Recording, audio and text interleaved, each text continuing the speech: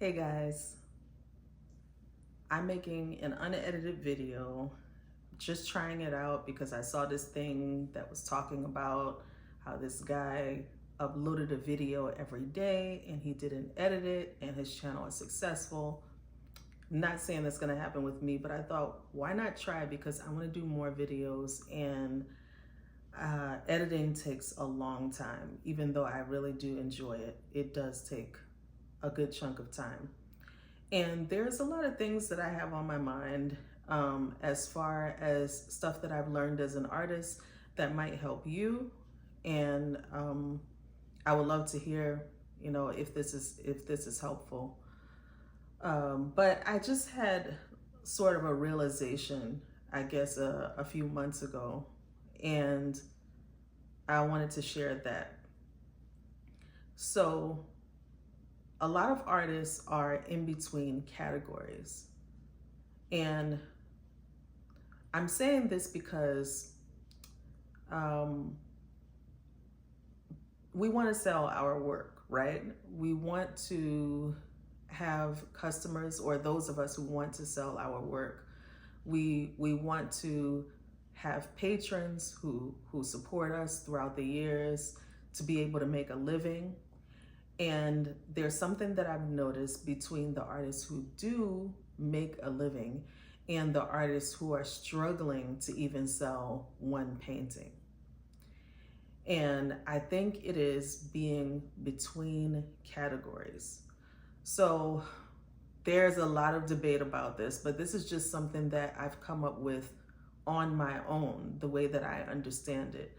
But there's fine art, right?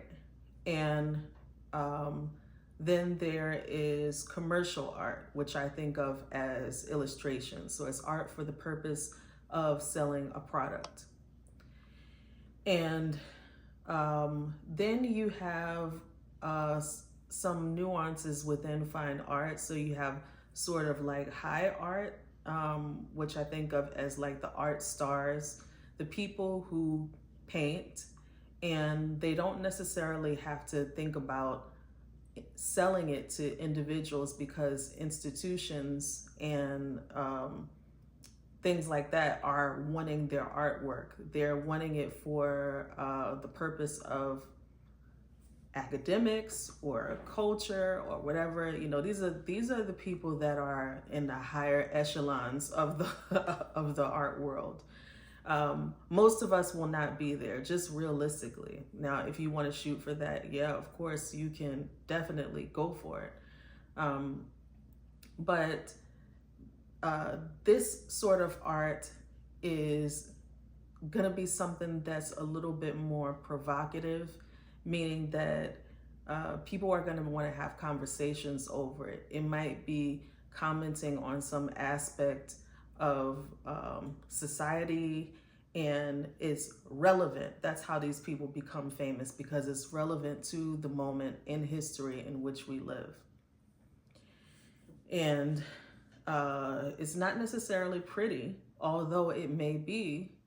And I think that's why a lot of times people have a hard time understanding it, because they're like, I don't understand. You just taped a banana to a canvas. But yeah, it's provocative. And you could argue that it is also, being supported by large auction houses and investment firms and things like that. But it's a totally different game. And then you have fine art, where there are people who are in their local community painting landscapes and custom portraits and things like that. And and then there's another category. I forgot about this one. And this one is decorative. So this is like, I need something to match my couch or my aesthetic in my home, and I'm looking for this style, and I'm looking for something big that's going to cover the walls, or something small that will be part of a gallery wall, but it is more so decorative. So I think a lot of artists find themselves between these categories. Sometimes they might even find themselves sort of in illustration, which is a totally different thing. Like you're being paid by a company as a contractor or as an employee to produce artwork that's going to sell a product. But I think most of the time we find ourselves imitating those who are art stars, or those who are selling decorative work, or those who are fine artists who are painting their landscapes in their local community or painting portraits. Like we just don't know where we fit. And one thing that I realized is that you do have to fit into a category. And the reason why is because how will people find you? How will people know how to even look for you if you do not fit into a particular category? And how will you even sell your work? And then within these categories, there's some sort of rules that may be written or unwritten, but they are there. Like people understand that decorative work is going to be large. It's going to focus more so on color and how it fits into an environment of a home, right?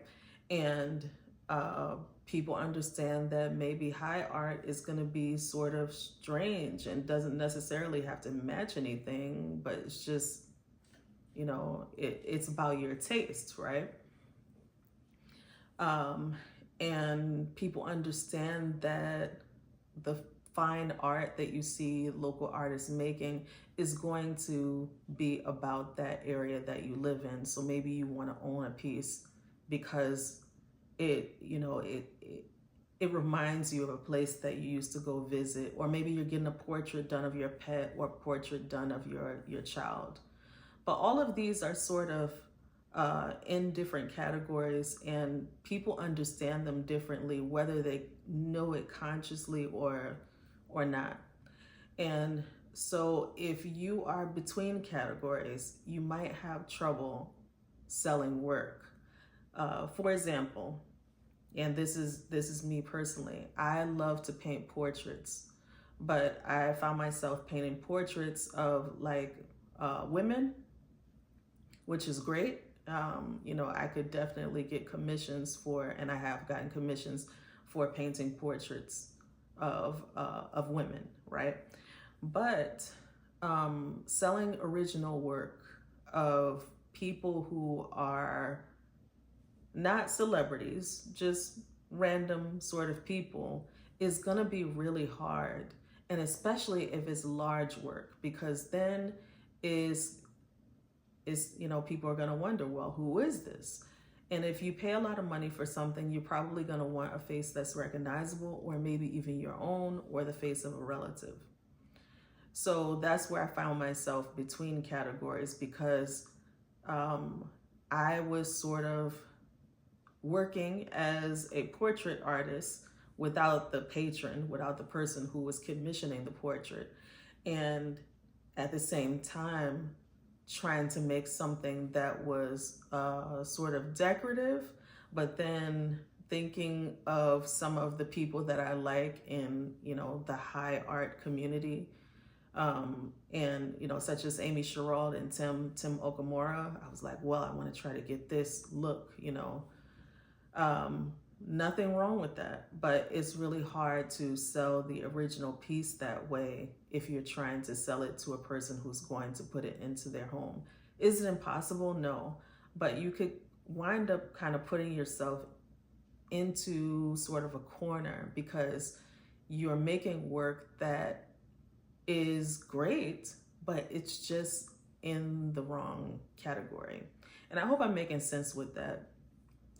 So to give an example, this painting that's behind me is not that large, but if it were smaller, it could be part of a gallery wall. And it would be a nice, interesting piece to have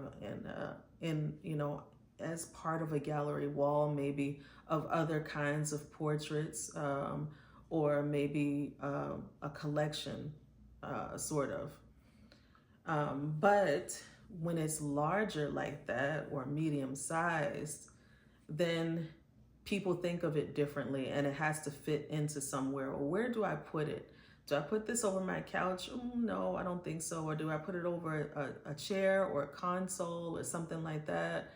And then who is this person? Is this a famous person? Is this, it's definitely not someone that I know. You see how that is kind of a problem.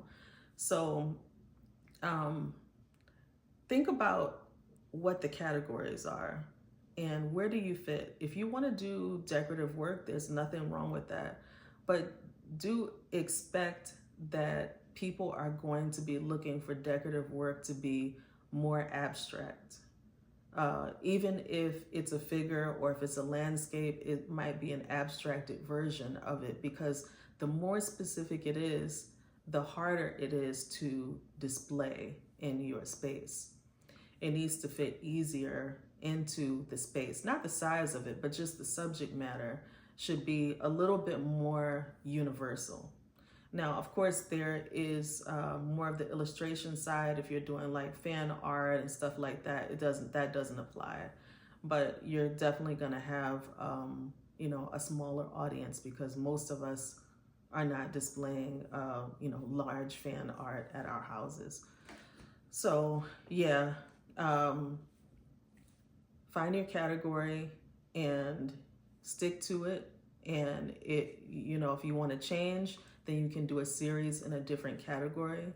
But the category that I've chosen to try for now is portrait art, because I love making portraits.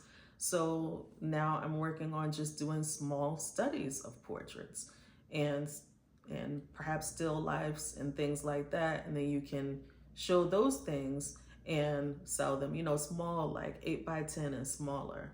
Not medium-sized works or large works for studies, because you want to save that effort and time for commissions. So hope you guys got something out of this, and I'll see you in the next video.